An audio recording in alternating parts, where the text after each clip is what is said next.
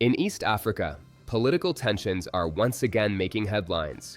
Two Kenyan activists have vanished in Uganda after attending a rally for opposition leader Bobi Wine, a disappearance that is sparking outrage, fears of cross-border repression, and fresh questions about the region's authoritarian governments.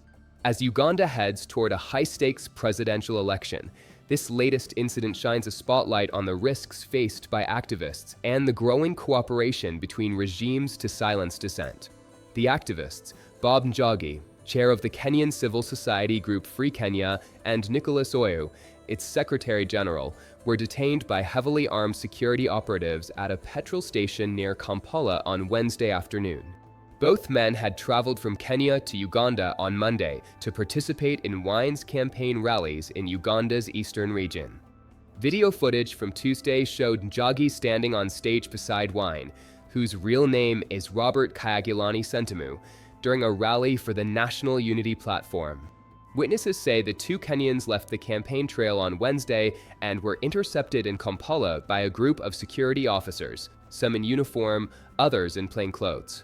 Agatha Achuhere, a Ugandan lawyer and journalist who has long criticized the government of President Yoweri Museveni, described the incident as part of a pattern of repression spreading across East Africa. They attended the first rally in eastern Uganda and came to Kampala, where two of them were picked up by security operatives, and up to now their whereabouts is not known. This is another incident in what is seen as transborder repression that has become commonplace in East Africa, she said. This is not the first time such actions have been reported in the region. Achuhere herself, along with Kenyan activist Boniface Mwangi, was detained in Tanzania during a visit to support an opposition politician. Both later alleged that they were beaten, tortured, and then abandoned at their respective borders. In another case, Ugandan opposition leader Kizza Besigye and his aide Abeid Lutale were detained in Kenya last November. Besigye was subsequently charged with treason before a military court-martial in Kampala.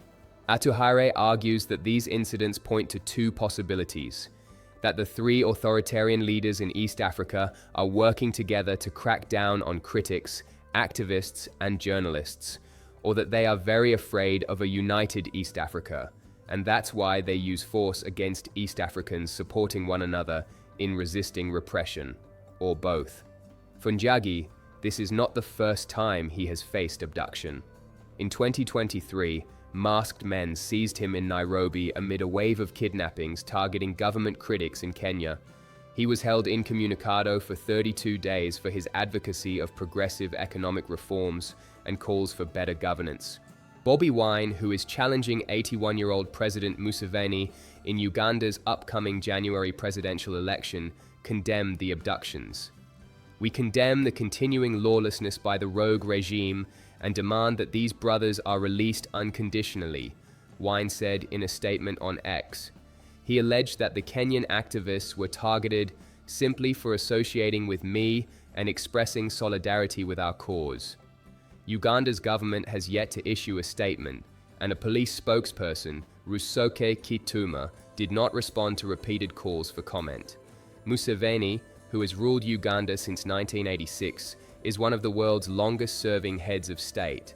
His government has faced mounting criticism for systematic crackdowns on opposition figures, journalists, and activists. Human rights organizations have repeatedly accused his regime of relying on arbitrary arrests, torture, and intimidation to maintain control.